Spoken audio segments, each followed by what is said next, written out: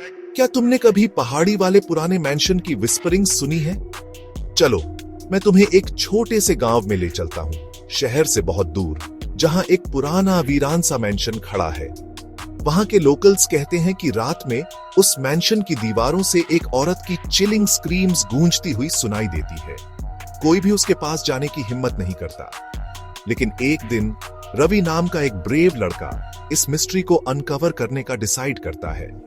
ठीक आधी रात को रवि सिर्फ एक टॉर्च के साथ उस मैंशन में एंटर करता है। अंदर की हवा डस्ट से भरी हुई है और सब कुछ ब्रोकन और डिकेड है। जैसे ही वो कॉशियसली एक्सप्लोर करता है, उसे ऊपर वाले फ्लोर से फुटस्टेप्स की आवाज सुनाई देती है। उसका हार्ट जोर जोर से धड़कता है, लेकिन वो क्रीकी स्टेयर्स चढ़ता है। सडनली एक डोर अपने आप खुल जाता है। रवि की तो जैसे सांस ही अटक जाती है। रूम के अंदर एक औरत व्हाइट सरी में खड़ी है। उसके हेयर बिखरे हुए हैं और आईज रेड ग्लो कर रही है। वो रवि की तरफ बढ़ने लगती है।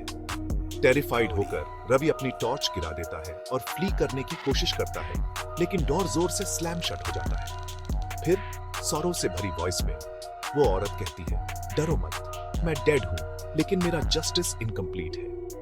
वो अपनी बिट्रेयल और मर्डर की ट्रैजिक टेल सुनाती है। वो मैंशन जो कभी उसका होम था, उन लोगों की ट्रेचरी की वजह से उसकी प्रिजन बन गया, जिन पर वो ट्रस्ट करती थी।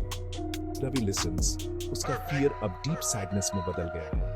वो गोस्टली फिगर उससे अपनी स्टोरी को लाइट में लाने और पीस पाने में हेल्प करने के लिए प्लीड करती है।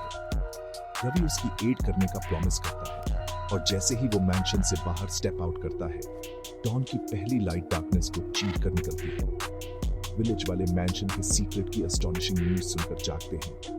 रवि के करेज से उस गोस्ट को उसका जस्टिस मिल जाता है और वो चिलिंग स्क्रीम्स हमेशा के लिए सीज हो जाती है।